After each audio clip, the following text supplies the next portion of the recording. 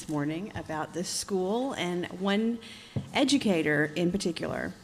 When I came before you for my very first presentation report back in July, I gave you a book of pictures, and I talked about these are pictures that teachers had sent me throughout the state. And I said that I was so excited to go to one classroom, especially the classroom of Mr. Ward, because what he had sent to me was so out of the box and innovative, I had to see that in person. And so, with a little bit of convincing and some low-key harassment, he finally let me come in to his classroom. And on the way home, I was on the phone with Megan, and I was like, I'm going to bring him into the board. So I'm going to start just by sharing a little bit about the school as a whole, because beyond Mr. Ward, there were several things that were impressive.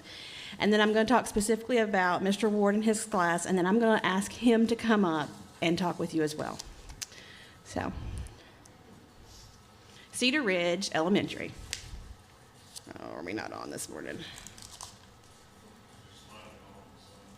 There it goes. Again, teacher, not public speaker. So as soon as I pulled in, I was greeted with these sweet, precious children, and they knew everything about me. As I walked up, they greeted me by name, asked how my drive from Conway was, and proceeded to tell me what we were about to see.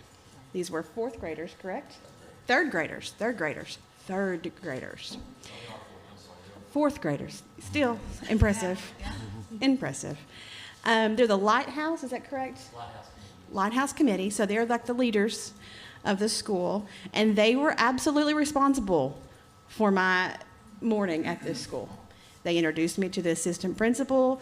The principal was actually in her PLCs that morning, and she is here today, as well as the superintendent from Cedar Ridge.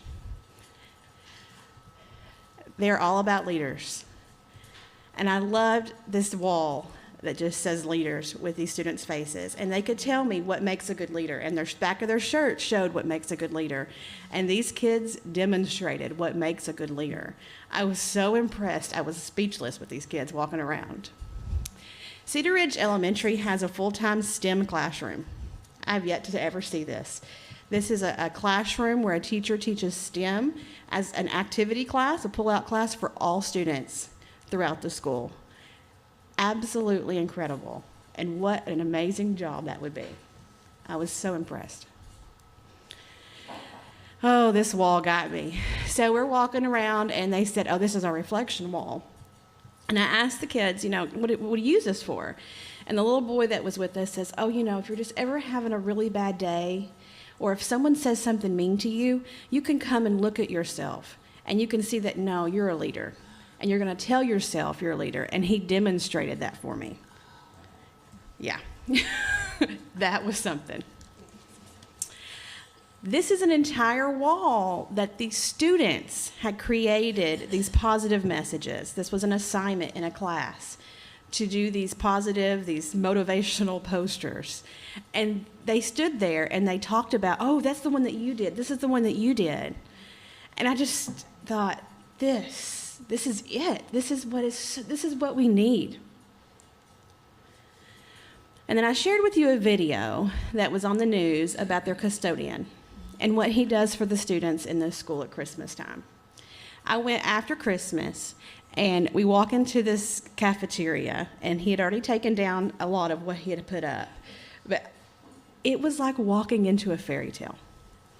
And so I asked the kids, what is this? And they said, oh, that's our custodian. And he does that every year. He decorates. You really should have seen it when it was all the way up. And then they proceeded to tell me that his father had passed away, and how that's why he was late getting the decorations down. And I just thought, what a community that these young children understand that this custodian has gone way above what his responsibilities are. They appreciate it. They know what's going on in his life. And they were able to talk to me about that, about how sad they were for him. And then they took me to Mr. Ward's classroom, which is called the Den, and it's for diversified educational needs. And those children told